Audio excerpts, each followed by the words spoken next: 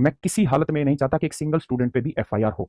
मैं नहीं चाहता, क्योंकि टीचर्स के पास उतना पैसा है, उतना सामर्थ्य है कि एफआईआर झेल लेंगे, लेकिन आप नहीं झेल पाएंगे।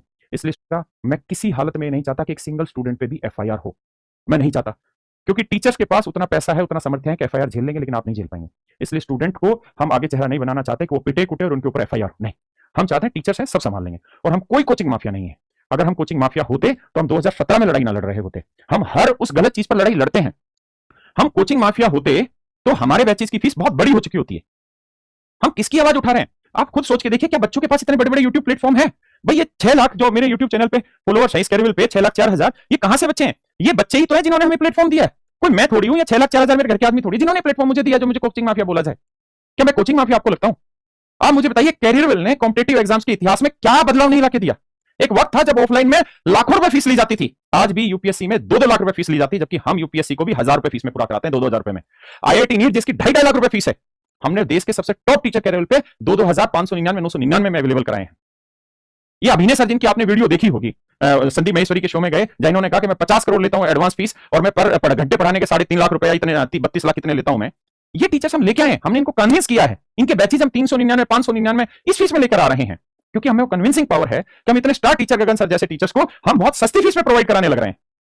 तो हम कोचिंग माफिया कैसे हैं? और अगर हम कोचिंग माफिया हैं तो मैं आज एक अंतिम जवाब आप लोगों को दे रहा हूं। जो हमें कोचिंग माफिया बोले उसको ये जवाब पकड़ा देना, और वो जवाब है ये कि मेरे बच्चे, हमने इतिहास में आज तक कभी ऐसा काम नहीं किया है, लेकिन ये कोचिंग माफिया जो शब्द है, आज इसको पलट के रखना पड़ेगा, नहीं तो हम किसी मीडिया हाउसेज में खड़े होने लायक नहीं बचेंगे। हमारी इंटीग्रिटी पर सवाल उठाए जाएंगे। मैं रेलवे का कोई भी बैच 99 रुपए से ऊपर नहीं है। हर एक बैच 99 रुपए में प्रोवाइड हो रहा है, चाहे उस बैच की फीस 5,000 हो, लेकिन आपको मेरे भाई वो बैच सिर्फ 99 रुपए में मिलेगा। और ऐसा नहीं है कि टीचर हल्के हैं। मैं खुद, मेरे भाई मैथ पढ़ा रहा हूं, खुद मैथ पढ़ाऊंगा, कोई दूसरा टीचर नहीं पढ़ाएगा। मेरी जिम्मेदारी सिर्फ मैं पढ़ाऊंगा। हम कोचिंग माफिया कैसे हो सकते हैं? अगर 99 रुपए में भी किसी को लगता है कि मैं कोचिंग माफिया हूं, तो डंके की चोट पे कह दो कि तुम ईमानदार आदमी हो। आप बताओ, 99 रुपए में कोई भी रेलवे का बैच आदमी कोचिंग माफिया कैसे हो सकता है? मेरे भाई, चाहे एनटीपीसी सीबीटी 2 का बैच हो, मेरे भाई चाहे आरआरबी एएलपी नॉन टेक का बैच हो, हर एक बैच में मैं पढ़ा रहा हूं। रीजनिंग भरत सर पढ़ा रहे हैं, साइंस काजल मैम पढ़ा रही है। सिर्फ काजल मैम का जो साइंस का बैच है वो 999 रुपए का आता है, केवल साइंस का। मैं सारे टीचर्स का बैच सिर्फ 99 रुपए में आपको दे रहा हूं। अगर एक टीचर की पोस्टिंग निकालेंगे तो 9 रुपए एक टीचर की पोस्टिंग नहीं आएगी। अगर मैं 9 रुपए में 6 महीने मैथ पढ़ाऊंगा, जीरो से लेकर बिल्कुल हीरो तक, तो आपको लगता है कि मैं कोचिंग माफिया हो जाऊंगा? मैं करोड़ों रुपए कमा दूंगा इस 9 रुपए की फीस में? हमें झुकना पड़ता है, क्योंकि हम बच्चों की नजर में भगवान बच्चे मानते हैं। और जब हम ऐसे मीडिया हाउसेज में जाते हैं तो हमारी इज्जत गिरती है, हमें कोचिंग माफिया की नजर से देखा जाता है। और आप कहते हैं कि मैं रेलवे की आवाज नहीं उठाता हूं। आप देखिए सबूत यहां पे, चाहे मेरे भाई आरआरबी एनटीपीसी 2025 ग्रेजुएट लेवल का बैच हो, हर एक जगह मैं जुड़ा हुआ हूं और खुद पढ़ा रहा हूं, और सिर्फ 99 रुपए में मेरे प्यारे बच्चों की बैचेस है। चाहे आरआरबी एनटीपीसी 2025 हो, चाहे ग्रुप डी की वैकेंसी के लिए ग्रुप डी का बैच हो, सिर्फ 99 रुपए में दे रहे हैं, सिर्फ ताकि केवल और केवल ये हो, पूरे हिंदुस्तान में अगर 99 रुपए में भी अगर बैच देने पर मुझे कोचिंग माफिया बोला जाए, या हम जैसे जितने शिक्षक समाज उनको कोचिंग माफिया बोला जाए, तो अब उनकी धज्जियां उखाड़नी पड़ेंगी।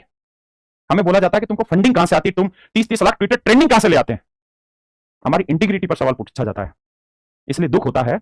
मैंने कभी वीडियो बनाया इस आंदोलन में आके ये नहीं कहा कि हम पे डंडे पड़े, हम बहुत दुखी हैं भाई, हमें बचाने आओ। हर एक में सभ्य भाषा से आप लोगों को कहा, जहां हो वहीं रहो। हम जब बसों में घसीटे गए, बसों में जा रहे थे, तो जहां जहां बच्चों की नजरें पड़ी वहां कोई बेचारा समोसा देके गया है भागता भागता। ये हाईवेज की बात है। कोई पानी की बोतल फेंक के गया है क्योंकि तेज बसें हैं और पुलिस बसों में खड़ी हुई है। ये बच्चों का प्यार, हम कोचिंग माफिया कैसे हो सकते हैं? मैं समझ नहीं पा रहा हूं इस चीज को। अब मेरे बच्चे, कोई भी बैच है रेलवे का, हर एक बैच 99 रुपए में है, और मैं मैथ पढ़ा रहा हूं, पूरी की पूरी कैरियर टीम पढ़ाने लग रही है उसमें। तो मेरे प्यारे बच्चों, अब भी अगर किसी भाई को लगता है कि मैं रेलवे की आवाज नहीं उठाता हूं, मैं रेलवे के लिए जी जान करके नहीं लगा हुआ हूं, तो आप इस वीडियो को एक बार जाके देखिए। इसी के रेलवे एग्जाम पे 3 घंटे पहले मैंने ये वीडियो डाली है। मैंने एक एक मुद्दे को 90% से ज्यादा टाइम मेरे बच्चे मैंने रेलवे पे दिया है। मुझे जितना समय मिला, आप सोच सकते हैं, मैंने सौरभ द्विवेदी जी को बीच में रोक के ये बोला है, आप ललन टॉक का शो देखिए, कि सर आपकी शुरुआत जहां से हुई वो इसी बेरोजगारी पर आवाज उठाकर हुई। मैं हाथ जोड़कर आपसे प्रार्थना करता हूं कि आप ललन टॉक पर रोज का एक शो रखिए, चाहे 2 ही मिनट का रखिए। मैं रोज आऊंगा, रोज बोलूंगा, क्योंकि राजस्थान के बच्चों के साथ जो हो रहा है आप सोच नहीं सकते। सिर्फ और सिर्फ रोजगार पे बात हो, और जितनी खामियां, क्यों हम अपने बच्चों को डिस्टर्ब करें कि तुम ट्विटर डाउनलोड करो, एक्स डाउनलोड करो, तुम ट्वीट करो।